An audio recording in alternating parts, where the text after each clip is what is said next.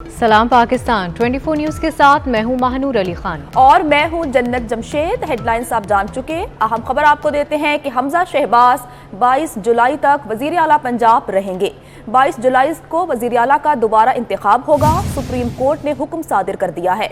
हमजा शहबाज ने 22 जुलाई की तारीख कबूल कर ली। इमरान खान ने भी हमजा शहबाज को दोबारा इंतखाब तक वजीर आला तस्लीम कर लिया। बाबर अवान ने इमरान खान से राबते के बाद अदालत को आगाह किया। चीफ जस्टिस ने रिमार्क्स दिए, खुशी है दोनों जमातों में इत्तफाक़ी राय हो गया। हमजा शहबाज 22 जुलाई तक वजीर आला पंजाब रहेंगे। 22 जुलाई को वजीर आला का दोबारा इंतखाब होगा। सुप्रीम कोर्ट ने हुक्म दे दिया। हमजा शहबाज ने 22 जुलाई की तारीख कबूल कर ली। इमरान खान ने भी हमजा शहबाज को दोबारा इंतखाब तक वजीर आला तस्लीम कर लिया। बाबर अवान ने इमरान खान से राबते के बाद अदालत को आगाह किया। चीफ जस्टिस ने रिमार्क्स दिए, खुशी है दोनों जमातों में इत्तफाक़ी राय हो गया। आपको बता रहे हैं कि हमजा शहबाज ने 22 जुलाई तक वजीर आला पंजाब रहने पर इत्तफाक कर लिया है। 22 जुलाई को वजीर आला पंजाब का दोबारा से इंतखाब होगा। सुप्रीम कोर्ट ने यह हुक्म सादिर कर दिया है। जबकि हमजा शहबाज ने 22 जुलाई की तारीख कबूल कर ली है। इमरान खान ने भी हमजा शहबाज को दोबारा इंतखाब तक वजीर आला तस्लीम कर लिया है। बाबर अवान ने साबिक वज़ीर आज़म इमरान खान से राबता किया और राबता करने के बाद अदालत को आगाह किया कि इमरान खान ने हमजा शहबाज को दोबारा इंतखाब तक वज़ीर आला तस्लीम कर लिया है, जिस पर चीफ जस्टिस ने रिमार्क्स दिए, खुशी है दोनों जमातों में इत्तफाक़ी राय हो गया। अमानत गशकोरी हमारे साथ मौजूद हैं, उनसे ही तमाम तर तफसीलात लेते हैं। अमानत, बताइएगा। जी, सुप्रीम कोर्ट में लाहौर हाई कोर्ट के फैसले के खिलाफ तहरीक इंसाफ की अपील पर समाअत आज दिन 1:30 बजे शुरू हुई थी, जो कि आज से कुछ देर पहले केस जो है वो अख्तिताम पजीर हुआ है और सुप्रीम कोर्ट ने 22 जुलाई को वज़ीर आला पंजाब के इंतखाब का हुक्म दिया है। सुप्रीम कोर्ट की जानिब से ये हुक्म जारी किया गया है कि 22 जुलाई को वज़ीर आला पंजाब का जो इंतखाब है वो होगा। जबकि इससे कबल सुप्रीम कोर्ट ने 3 मरतबा केस में वक्फा किया और दोनों फरीकैन को ये मौका दिया कि वो बैठ कर इस बात का हल निकालें कि कब वज़ीर आला पंजाब का इलेक्शन जो है वो किया जाए और इलेक्शन तक वज़ीर आला पंजाब जो है वो कौन होगा और जो पंजाब का निज़ाम होगा वो कौन संभालेगा। जिस पर पहले तो तहरीक इंसाफ के वकील और चौधरी परवेज़ इलाही जो हैं उनका मौक़िफ़ आपस में नहीं मिल रहा था। परवेज़ इलाही का ये कहना था कि वो हमजा शहबाज को बतौर निगरान वज़ीर आला तस्लीम करते हैं, ताहम इलेक्शन जो है 17 तारीख के बाद किए जाएँ। जबकि तहरीक इंसाफ के वकील बाबर अवान जो हैं उनका ये कहना था कि तहरीक इंसाफ वज़ीर आला पंजाब के तौर पर हमजा शहबाज को नहीं देखना चाहती और हमजा शहबाज की 13 अप्रैल का जो नोटिफिकेशन है वो भी कलअदम करार दिया जाए। ताहम अदालत ने आखिरी वक्फा जो किया समाअत में, उसके बाद दोनों जो फरीकैन थे तहरीक इंसाफ और चौधरी परवेज़ इलाही, उन्होंने एक ही नुक्ते पर इत्तफाक कर लिया और ये अदालत को बताया गया कि वो इस बात पर रजामंद है कि 22 जुलाई तक हमजा शहबाज ही वज़ीर आला होंगे। ताहम उनकी जानिब से कुछ तहफ़्फ़ुज़ात का इजहार ज़रूर किया गया कि हमजा शहबाज जो है वो सूबे में तकर्रुर और तबादले नहीं कर सकेंगे और ना ही किसी को हिरासा किया जाएगा। जिस पर चीफ जस्टिस पाकिस्तान ने रिमार्क्स दिए कि 22 जुलाई को वज़ीर आला पंजाब का इंतखाब होगा। चीफ जस्टिस पाकिस्तान का कहना था कि वो अल्लाह का शुक्रिया अदा करते हैं कि दोनों ग्रुप जो हैं वो एक नुक्ते पर राज़ी हो गए हैं और मामला जो है वो हल हो गया है। चीफ जस्टिस पाकिस्तान का कहना था कि अदालत इस बात को यकीनी बनाएगी कि किसी भी फरीकैन को हिरासा नहीं किया जाएगा, ना ही किए जाएंगे। और चीफ जस्टिस पाकिस्तान का कहना था कि अदालत अपने फैसले में ये लिखेगी कि इलेक्शन कमीशन और ब्यूरोक्रेसी जो है वो अपने कोड ऑफ कंडक्ट के मुताबिक अपनी ज़िम्मेदारी अदा करें और साफ़ और शफाफ इंतखाबात जो हैं वो कराए जाएँ।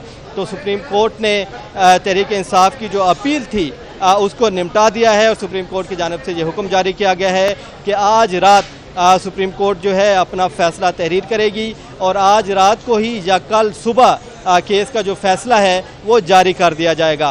केस की समाअत का आगाज़ हुआ तो अदालत ने बार बार इस्तफसार किया कि तहरीक इंसाफ जो चाह रही है कि वज़ीर आला पंजाब को ओहदे से हटाया जाए, तो आइनी बहरान अगर पैदा हुआ तो उसका ज़िम्मेदार कौन होगा और कानून क्या कहता है। अदालती सवालात का तहरीक इंसाफ के जो वकला थे उनकी जानिब से खातिर खा जवाब नहीं दिया गया, जिसके बाद अदालत ने ये कहा कि दोनों फरीकैन अगर एक नुक्ते पर मुत्तफिक नहीं होते तो फिर अदालत ज़्यादा से ज़्यादा 3 दिन का वक्त दे सकती है कि 3 दिन बाद वज़ीर आला पंजाब का इलेक्शन कराया जाए, जिस पर तहरीक इंसाफ के वकीलों ने अपनी लीडरशिप से मशवरा किया और वक्फे के दौरान परवेज़ इलाही से भी मुशावरत की गई, जिसके बाद दोनों फरीकैन ने इस बात पर रजामंदी का इजहार किया कि हमजा शहबाज ही वज़ीर आला पंजाब रहेंगे। ताहम जो इलेक्शन है वो 17 जुलाई के बाद होगा। 17 जुलाई को पंजाब में जो ज़िमनी इलेक्शन होना है उसके बाद इंतखाब होगा। तहरीक इंसाफ का जब मौक़िफ़ था कि उनके जो कुछ अरकान हैं वो उम्रे पर हैं और कुछ अरकान जो हैं उनसे रब्ता नहीं हो रहा, तो तमाम जो हाउस है वो मुकम्मल हो जिसके बाद ही इलेक्शन कराया जाए। तो दोनों फरीकैन की रजामंदी के बाद सुप्रीम कोर्ट ने अब ये हुक्म जारी किया है कि 22 जुलाई को वज़ीर आला पंजाब का इलेक्शन होगा और 22 जुलाई तक हमजा शहबाज जो हैं वो वज़ीर आला पंजाब रहेंगे। 22 जुलाई को वज़ीर आला का इंतखाब होगा। अमानत गशकोरी हमारे साथ ही रहिएगा। सुप्रीम कोर्ट ने 2 ऑप्शंस दिए थे, जबकि 2 दिन में वज़ीर आला पंजाब का दोबारा इंतखाब कराया जाए या फिर हमजा शहबाज 17 जुलाई तक वज़ीर आला पंजाब रहे। चीफ जस्टिस ऑफ पाकिस्तान ने कहा कि यही 2 ऑप्शन हैं, या हमजा को वज़ीर आला तस्लीम करना होगा या फिर मुनासिब वक्त में दोबारा इलेक्शन होगा। पकड़ धकड़ नहीं होगी, ये अहकामात हम जारी करेंगे। दौरान समाअत स्पीकर पंजाब असम्बली चौधरी परवेज़ इलाही ने कहा कि हमजा शहबाज को निगरान वज़ीर आला पंजाब रहना है तो अपना इख्तियार तय करें, ये तो बादशाह बन जाते हैं। Chief justice of Pakistan justice Umar Ata Bandial ने कहा कि इस मसले का कानूनी हल निकालेंगे। मालूम है कि 1 दिन का वक्त बहुत कम है, कानून की खिलाफ वर्जी हुई तो अदालतें मौजूद हैं। पाकिस्तान तहरीक इंसाफ के वकील बाबर अवान ने कहा कि हमारी जमात का काफ लीग से इत्तिहाद है। मैं पंजाब असम्बली के कायदे हिज़्ब इख्तिलाफ सिफ्तैन खान का नुमाइंदा हूँ, हम तजवीज़ पर रजामंद नहीं हैं। इसी पर ही बात करने के लिए हमारे साथ मौजूद हैं सीनियर तज्ज़ियाकार और एंकर पर्सन नसीम ज़हरा साहिबा। नसीम साहिबा, बहुत शुक्रिया वक्त देने के लिए। नसीम साहिबा, आप इस फैसले को किस तरह से देखती हैं? आपको लगता है कि इस फैसले के बाद पंजाब में जो आईनी बहरान है वो ख़त्म हो जाएगा? जी, मेरा ख्याल है यकीनी तौर पे, क्योंकि अब जाहिर है अब अगला मामला तो होगा कि इलेक्शन के हवाले से, अब चूँकि कायम मुकाम ये बन गए हैं सीएम, मतलब इफेक्टिवली सीएम ये हैं, तो आप देखेंगे जाहिर है कि जो अपोजिशन पार्टी है पीटीआई वो इलेक्शन के हवाले से तहजीबें कितने साफ शफाफ हैं। नहीं तो जहाँ तक इसका ताल्लुक है सीएम की पोजीशन का, और जिस तरीके से इलेक्शन के बाद एक मसला खड़ा हुआ था, आए दिन कभी इस कोर्ट में कभी दूसरे कोर्ट में, कभी गवर्नर कौन है तो गवर्नर कौन नहीं है और प्रेसिडेंट क्या कर रहे हैं क्या नहीं कर रहे, यानी कि पाकिस्तान की तारीख में एक ऐसा तमाशा और उद्यम तो कभी कम ही देखने में आया जो हमने पंजाब में देखा पिछले कुछ हफ्तों में। तो यकीनी तौर पे वो ख़त्म होता हुआ नजर अब आ रहा है। और जो अच्छी बात है, बहुत अच्छी बात है, वो ये कि कुछ तवक्कुआत यही थी, और इसलिए तवक्कुआत थी क्योंकि बाबर अवान साहब कह चुके थे कि जी हम हमजा शहबाज को नहीं मानेंगे सीएम अब से लेके ज़िमनी इलेक्शन तक, और वो बात मान ली फिर पीटीआई की लीडरशिप ने कि हमजा ही रहेंगे, और ये एक और जो गड़बड़ हो सकती थी और सवालात और उसमें फिर एक वो टेंशन हो जाती कि जी अच्छा कौन कायम मुकाम कौन होगा, और आप इंटीरियर सेटअप करें और ये करें वो करें, तो काफ़ी फिर वहाँ मसले पैदा हो सकते हैं। तो ये बड़ी अच्छी बात है, हम तो कहेंगे बड़ी खुशाइन बात है कि समझ आई पीटीआई को कि बस इसको अब आगे लेके चलें। क्योंकि अब देखिए ना, असल तो सवाल इलेक्शन का है, और इलेक्शन में 20 सीटों का से फर्क पड़ेगा, और कौन बनता है कौन नहीं बनता वो तो खैर एक और डिबेट है। लेकिन फिल वक्त यकीनी तौर पे पाकिस्तान का एक सबसे जो बुरा वक्त था, यानी कि टेंशन के हवाले से और पंजाब की सियासी तारीख के हवाले से, मेरा ख्याल है वो बाप खत्म है।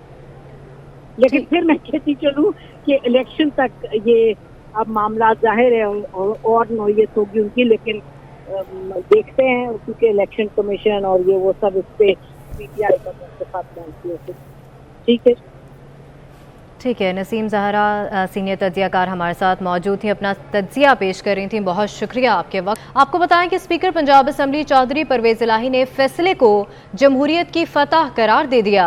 चौधरी परवेज इलाही कहते हैं वज़ीर आला के इलेक्शन से मुतालिक अच्छा फैसला हुआ है। इंसाफ के तकाज़ों के मुताबिक अदालती फैसला सामने आया। वो समाअत के बाद पंजाब असम्बली पहुंचने के मौके पर मीडिया से गुफ्तगू कर रहे थे। आज के फैसले से आपकी जीत हुई है। जमहूरियत की जीत है, ये जमहूरियत की भी जीत है और इंसाफ की भी जीत है। तो आप ये समझते हैं कि 22 को जो है आप वज़ीर आला बनेंगे या नहीं? बिल्कुल बनेंगे, अल्लाह को जो मंजूर। अदालत ने ये आज अहम फैसला दिया है। हमजा शहबाज 22 जुलाई तक वज़ीर आला पंजाब रहेंगे, जबकि 22 जुलाई का दोबारा इंतखाब होगा। सुप्रीम कोर्ट ने यह हुक्म सादिर कर दिया है, जबकि हमजा शहबाज ने 22 जुलाई की तारीख कबूल कर ली।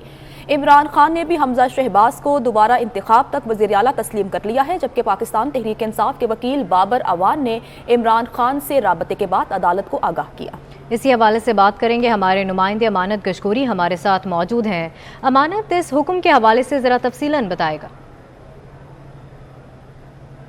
सुप्रीम कोर्ट ने अब ये हुक्म जारी किया है कि 22 जुलाई को वज़ीर आला पंजाब का इंतखाब होगा और वज़ीर आला पंजाब हमजा शहबाज शरीफ को तहरीक इंसाफ जो है वो कबूल नहीं कर रही थी। तहरीक इंसाफ का केस की समाअत के आगाज़ में यह मौक़िफ़ था कि हमजा शहबाज को फौरी तौर पर ओहदे से हटाया जाए। तहरीक इंसाफ का यह मौक़िफ़ था कि हमजा शहबाज जो है वो गैर कानूनी तौर पर वज़ीर आला पंजाब बने हैं और 13 अप्रैल का जो नोटिफिकेशन है वो भी कलअदम करार दिया जाए।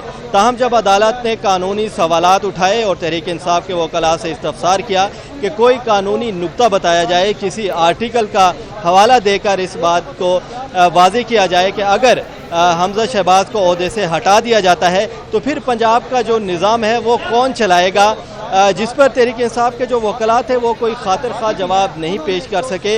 अदालत को तसल्ली बख्श जवाब ना मिलने पर चीफ जस्टिस पाकिस्तान ने रिमार्क्स दिए कि अगर तहरीक इंसाफ किसी नुक्ते पर ना आई और जो उनके उम्मीदवार हैं चौधरी परवेज इलाही, तो फिर सुप्रीम कोर्ट अपना आइनी रास्ता अख्तियार करेगी और ऐसा फैसला देगी कि 2 या 3 दिन के अंदर वज़ीर आला पंजाब का इंतखाब कराया जाएगा, जिस पर बाबर अवान ने अदालत से मोहलत तलब की और चेयरमैन तहरीक इंसाफ इमरान खान से मशावरत की और मशावरत के बाद इमरान खान ने इस बात पर रजामंदी जाहिर की कि अगर अदालत इस बात का फैसला कर दे कि साफ़ और शफाफ इलेक्शन कराए जाएंगे और हमजा शहबाज जो हैं वो इलेक्शन के अमल में मुदाखलत नहीं करेंगे, तो फिर तहरीक इंसाफ जो है हमजा शहबाज को बतौर वज़ीर आला तस्लीम करती है।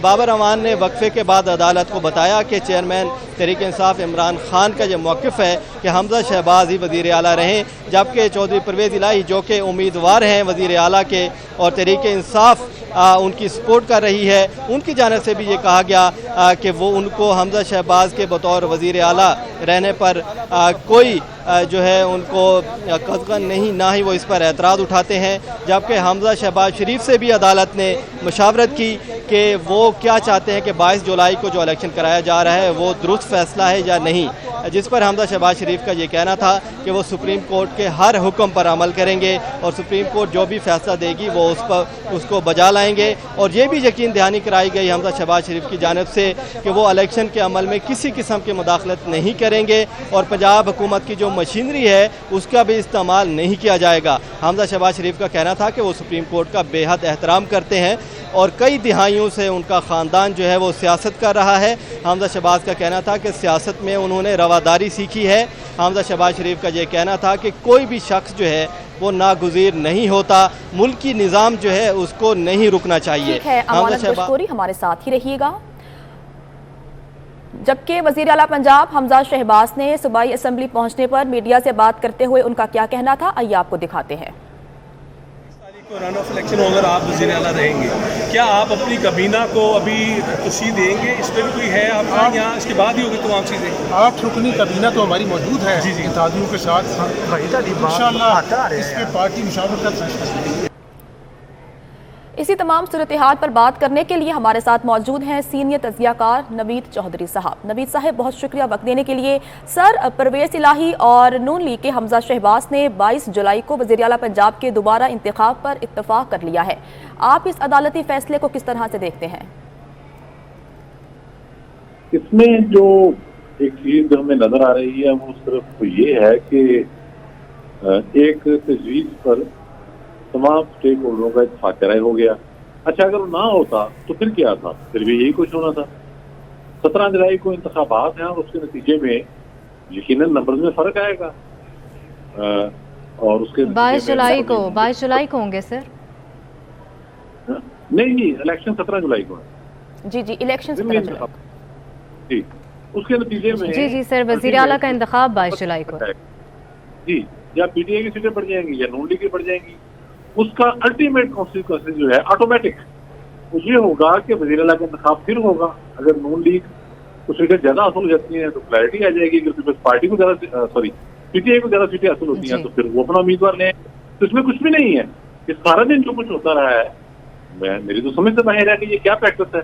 अगर हम आज इलेक्शन करा देते और कल वजीर आला हलफ उठा लेता तो ये सूरत 17 जुलाई के बाद फिर पैदा हो सकती थी जी। इसके इम्कानात थे। इलेक्शन के बाद नए सिरे से जब नंबर गेम होगी तो नए सिरे से इलेक्शन होगा। तो ये क्या था?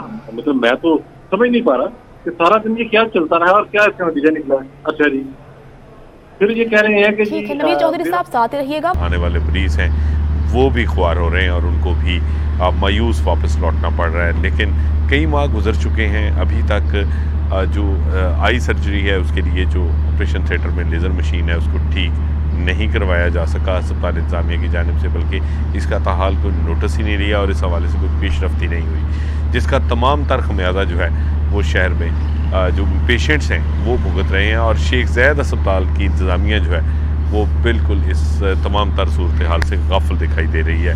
वफाक के ज़ेर इंतज़ाम ये एक स्टेट ऑफ द आर्ट इलाजगाह जो इस वक्त जो है वो एक बदतरीन सूरत हाल से दो चार है। जाहिद चौधरी आपका बहुत शुक्रिया। मॉनसून का आगाज हो गया है। महकमे मौसमियात ने सिंध और बलूचिस्तान में मूसलाधार बारिशों की पेशगोई कर दी है। महकमे मौसमियात ने मुतालिका इदारों को अलर्ट रहने और एहतियाती तदाबीर की हिदायत भी की है।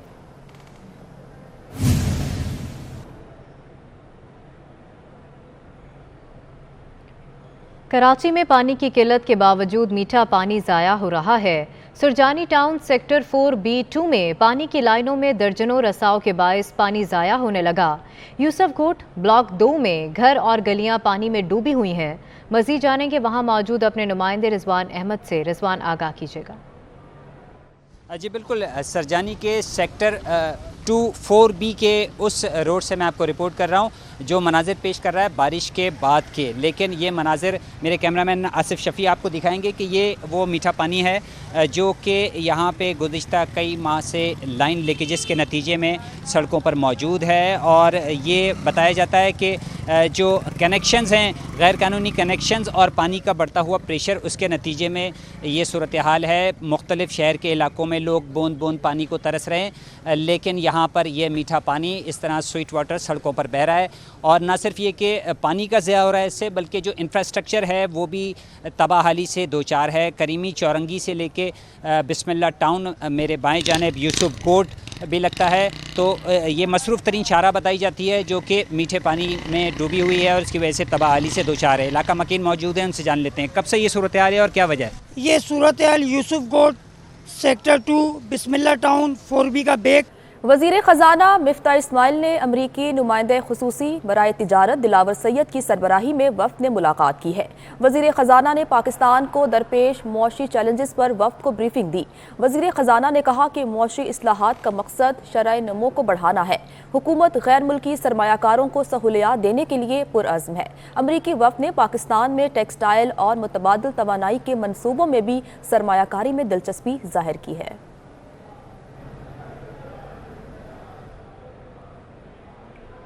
मोनिस सलाही के खिलाफ मनी लॉन्ड्रिंग मुकदमे में अहम पेशरफ्त हुई है। FIA ने रहीम यार खान शुगर मिल के मरकजी किरदार मोहम्मद खान भट्टी और उनके भतीजे वाजिद अहमद खान की गिरफ्तारी का फैसला किया है। FIA के मुताबिक वाजिद अहमद खान रहीम यार खान शुगर मिल में 9.65% के शेयर होल्डर रहे हैं। वाजिद खान और अहमद खान भट्टी पंजाब असम्बली में मुलाजिम हैं। FIA ने बैंकों की तफसीलात और दीगर शवाहिद की रोशनी में उनकी गिरफ्तारी का फैसला किया है। चेयरमैन आबाद मोहसिन शेखानी का कहना है कि सरिये की कीमत 2,34,000 रुपये फी टन की बुलंद तरीन सतह पर पहुँच गई है। एक बोरी सीमेंट की कीमत 1,000 रुपये से तजावुज़ कर गई है। सिर्फ 1.5 साल में सरिये और सीमेंट की कीमत दुगनी हो चुकी है। हमारे नुमाइंदे अशरफ खान से गुफ्तगू में उन्होंने मजीद क्या कहा है, आइए जानते हैं। जी अगर देखा जाए तमाम सेक्टर परेशान है महंगाई की वजह से। बिजली की कीमत अलग बढ़ रही है, पेट्रोलियम मसनूआत की कीमत अलग बढ़ रही है और साथ ही अब जो सुपर टैक्स लगा है उसके भी इम्पैक्ट आना शुरू हो गए हैं। सीमेंट की और सरिये की कीमत बढ़ चुकी है। यहाँ चेयरमैन आबाद मोहसिन शेखानी हमारे साथ मौजूद हैं, हम जानते हैं सर क्या इम्पैक्ट आ रहा है। देखें जो प्राइस कंस्ट्रक्शन कॉस्ट थी वो डबल से ज़्यादा हो गई है, इसलिए कि जहाँ 1 लाख रुपए टन सरिया था वहाँ 2,34,000 रुपये टन है 1 साल और 14 महीने के दरमियान में। उसी तरह सीमेंट भी 1,000 रुपये प्लस क्रॉस कर चुका है। तो ये सारी ऐसी चीज़ें हैं कि कॉस्ट ऑफ कंस्ट्रक्शन जब डबल से ज़्यादा हो जाएगी तो मैं नहीं समझता कि ये एक आम आदमी की रीच में रहेगा घर बनाना, बल्कि घर का सोचना भी उसके रीच में नहीं रहेगा। और हम लोग तो ये परेशान है कि आने वाले प्रोजेक्ट जो बुकिंग हुए हैं वो किस तरह बनेंगे। जो तामीराती सेक्टर है वो भी परेशान नज़र आ रहा है। बिजली की बात करें, पेट्रोलियम मसनूआत के उसके असरात नज़र आ रहे हैं। इस वक्त सरिया 2,34,000 पर टन पे पहुँच गया है। सीमेंट की जो एक बोरी 1,000 रुपये तजावज़ कर गई है। और यहाँ जो चेयरमैन आबाद है उनका कहना है कि अब तामीराती शोबे में काम होता हुआ दिखाई नहीं दे रहा है। ठीक है, बहुत शुक्रिया अशरफ खान आपका। District police officer Jhelum captain retired Mohammad Aamir Khan Niazi ने अपना घर ओल्ड एज होम का दौरा किया। डॉक्टर आसिया मुमताज़ ने उनका इस्तकबाल किया। DPO जेहलम आमिर खान नियाजी ने बेघर और बेसहारा अफराद की खैरियत दरियाफ्त की, जबकि बच्चों और बेसहारा खवातीन में तहाइफ भी तकसीम किए। इस मौके पर DPO आमिर खान नियाजी का कहना था कि बेसहारा अफराद के लिए बनाए गए ओल्ड एज होम किसी नेमत से कम नहीं। देखकर खुशी हुई कि ओल्ड एज होम में उनका ख्याल रखा जाता है और इन्हें घर जैसा माहौल फराहम किया जाता है। DPO मोहम्मद आमिर नियाजी ने ओल्ड एज होम में मुकीम अफराद के लिए नेक ख्वाहिशात का इजहार किया। मुल्क भर में पोलियो मुहिम जारी है। कराची के तिब्बी माहिरीन कहते हैं कि पोलियो वैक्सीन के 2 कतरे बच्चों को जिंदगी भर माजूरी से बचा सकते हैं। अवाम को चाहिए कि घरों पर आने वाली पोलियो टीमों से ताउन करें। हमारे नुमाइंदे इरफान अब्बासी इस वक्त मलीर में एक PI सेंटर पर मौजूद हैं, उनसे बात करते हैं। जी इरफान। जी बिल्कुल, कराची के अंदर आज 5वां रोज़े पोलियो कैंपेन के हवाले से घर घर जाकर के पोलियो के रज़ाकार 5 साल तक के जो बच्चे हैं उनको पोलियो से बचाव की वैक्सीन पिला रहे हैं। इस हवाले से जो तिब्बी माहिरीन है उनका कहना है कि जो आपके घरों पर आने वाली टीम है उनसे हर मुमकिन ताउन करें, क्योंकि वो आपके बच्चों के लिए आ रही हैं और जब तक आप अपने बच्चों को पोलियो से बचाव के 2 कतरे नहीं पिलाते उस वक्त तक उनके ऊपर जो है वो खदशात मंडलाते रहेंगे। साथ ही तिब्बी माहिरीन का ये भी कहना है कि जो पोलियो के 2 कतरे वो हर बच्चे को माजूरी से बचाने के लिए बड़े कारगर मुफीद साबित होते हैं। कैंपेन के दौरान जो रज़ाकार हैं वो घर घर जाकर के हर गली के अंदर हर घर के अंदर जाकर के बच्चों को पोलियो से बचाव के खतरे पर आ रहे हैं। ताहम अगर कहीं पर टीम नहीं पहुंचती या कहीं ऐसी सूरत हाल होती है तो फौरी तौर पर जो मखसूस नंबर दिया गया है महकमा से सिंध का, उसके ऊपर कॉल करें ताकि आपके घर पर फौरी तौर पर टीम आ सके। ठीक है, बहुत शुक्रिया इरफान आपका। लाहौर के शेख ज़ैद अस्पताल में आँखों के ऑपरेशन ताअत्तुल के शिकार हैं। आँख के ऑपरेशन के लिए लेज़र मशीन कई माह से ख़राब है। इंतज़ामिया ने लेज़र ठीक कराकर आई सर्जरी की सहूलत बहाल करने की कोशिश तक ना की। मज़ीद जानेंगे अपने नुमाइंदे जाहिद चौधरी से। जाहिद बताएगा। लाहौर में वफाक के ज़ेर इंतज़ाम सबसे बड़ी इलाजगाह शेख ज़ैद अस्पताल बदतरीन इंतज़ामी बहरान से दो चार है, जिसकी वजह से अस्पताल में मामूल का इलाज मुआलजा भी बुरी तरह से मुतासर हो रहा है। शेख ज़ैद अस्पताल में इस वक्त जो लेज़र मशीन है वो ख़राब होने की वजह से कई माह से जो आँखों के जो ऑपरेशंस हैं वो नहीं हो पा रहे, जिसकी वजह से आई सर्जरी के लिए आने वाले जो मरीज़ हैं वो ना सिर्फ दरबदर हैं बल्कि उनको उल्टा अस्पताल में जो अमला और डॉक्टर्स हैं मुबैना तौर पे उनकी जानिब से प्राइवेट अस्पतालों से रजू करने की जो है वो उनको जो है वो तजवीज़ दी जा रही है। उनको कहा जा रहा है कि वो प्राइवेट अस्पताल से या किसी दूसरे अस्पताल से अपना इलाज करवा दें, ताकि जो सेहत कार्ड के ऊपर आई सर्जरी के लिए आने वाले मरीज़ हैं वो भी ख्वार हो रहे हैं और उनको भी मायूस वापस लौटना पड़ रहा है। लेकिन कई माह गुजर चुके हैं, अभी तक जो आई सर्जरी है उसके लिए जो ऑपरेशन थिएटर में लेज़र मशीन है उसको ठीक नहीं करवाया जा सका अस्पताल इंतज़ामिया की जानिब से, बल्कि इसका ताहाल कोई नोटिस ही नहीं लिया और इस हवाले से कोई पेशरफ्त ही नहीं हुई, जिसका तमाम तर खमियाजा जो है वो शहर में जो पेशेंट्स हैं वो भुगत रहे हैं। और शेख ज़ैद अस्पताल की इंतज़ामिया जो है वो बिल्कुल इस तमाम तर सूरत हाल से गाफिल दिखाई दे रही है। वफाक के ज़ेर इंतज़ाम ये एक स्टेट ऑफ द आर्ट इलाजगाह जो इस वक्त जो है वो एक बदतरीन सूरत हाल से दो चार है। जाहिद चौधरी, आपका बहुत शुक्रिया। मॉनसून का आगाज हो गया है। महकमे मौसमियात ने सिंध और बलूचिस्तान में मूसलाधार बारिशों की पेशगोई कर दी है। महकमे मौसमियात ने मुतालिका इदारों को अलर्ट रहने और एहतियाती तदाबीर की हिदायत भी की है।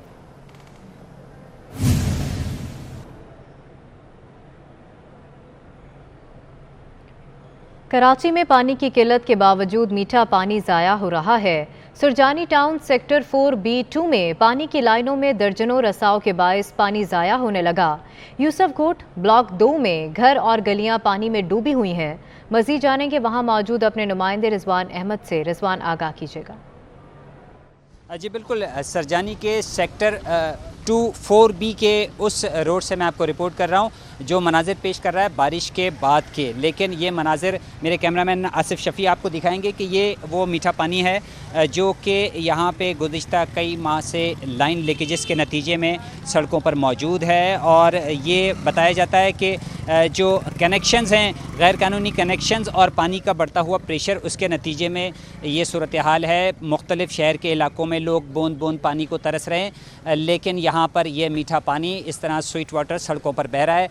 और ना सिर्फ ये कि पानी का ज़िया हो रहा है इससे, बल्कि जो इंफ्रास्ट्रक्चर है वो भी तबाहाली से दो चार है। करीमी चौरंगी से लेके बिस्मिल्लाह टाउन मेरे बाएं जानिब यूसुफकोट भी लगता है, तो ये मसरूफ़ तरीन शारा बताई जाती है जो कि मीठे पानी में डूबी हुई है और इसकी वजह से तबाहाली से दो चार है। इलाका मकीन मौजूद है, उनसे जान लेते हैं कब से ये सूरत हाल है और क्या वजह है। ये सूरत हाल यूसुफकोट सेक्टर 2 बिस्मिल्लाह टाउन 4B का बेक अल रहमान स्कूल तक तकरीबन आधा किलोमीटर की ये सड़क है, जो एक ही सड़क है जो यहाँ से तमाम 4 या 5 गोटों तक जाती है।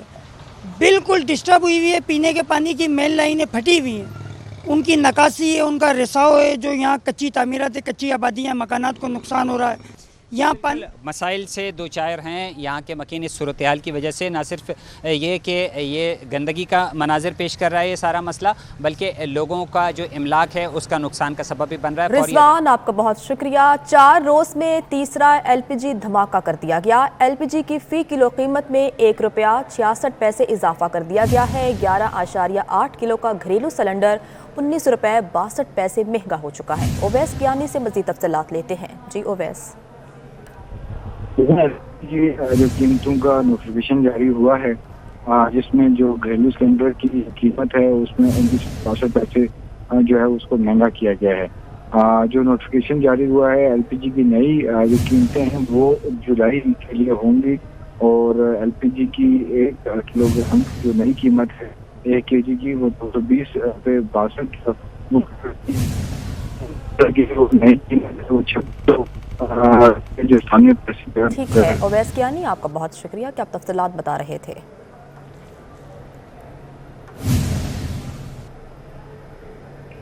न्यूज़ स्टूडियो से फिल वक्त इतना ही। मज़ीद खबरों की तफसील जानने के लिए विजिट कीजिए हमारी वेबसाइट 24news.hd.tv और देखते रहिए 24 न्यूज़।